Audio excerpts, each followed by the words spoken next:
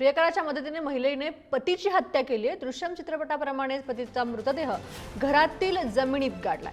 घरातील टाइल्सचे रंग वेगळे दिसल्याने टाइल्स उखडला गेला आणि दुर्गंधी आल्याने पोलिसांना पाचारण करण्यात आलं आणि यावेळी मृतदेहाचा शोध सुरू असल्याचं समजतंय। नालासोपाऱ्यातून ही धक्कादायक घटना आहे। प्रियकराच्या मदतीने महिलेने पतीची हत्या केली।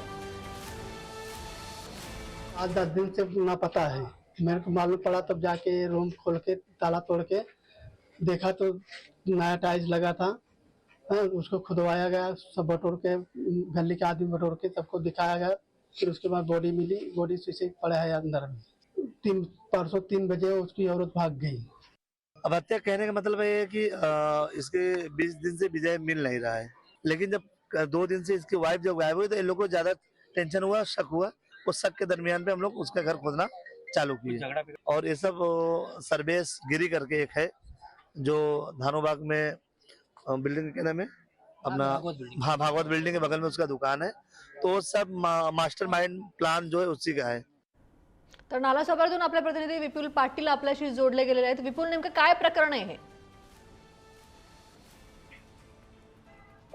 नक्कीच आज सकाळी नालासोपाऱ्यातील धानोबाग परिसरातील ही घटना आहे। या घटनेत प्रियकराच्या मदतीने नवऱ्याची हत्या करून पत्नीने आपल्या पतीचा जो मृतदेह आहे तो राहत्या घरात हॉलमध्ये खड्डा खोदून त्यामध्ये पुरल्याची धक्कादायक घटना समोर आलेली आहे।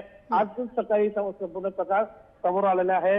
मात्र बाजूला राहणारा जो जिचा प्रियकर होता त्याच्यासोबत तिचे प्रेमसंबंध असल्याने हा संपूर्ण प्रकार झालेला आहे आणि या घटनेनंतर दोन्ही प्रियकर हे पळून गेलेले आहेत। आज घटनास्थळी नालासोपारा पोलीस आणि पेल्लर पोलीस घटनास्थळी दाखल झालेले आहेत आणि पुढचा तपास देखील सुरू आहे। धन्यवाद विपुल, तुम्ही दिलेल्या अधिकच्या माहितीसाठी।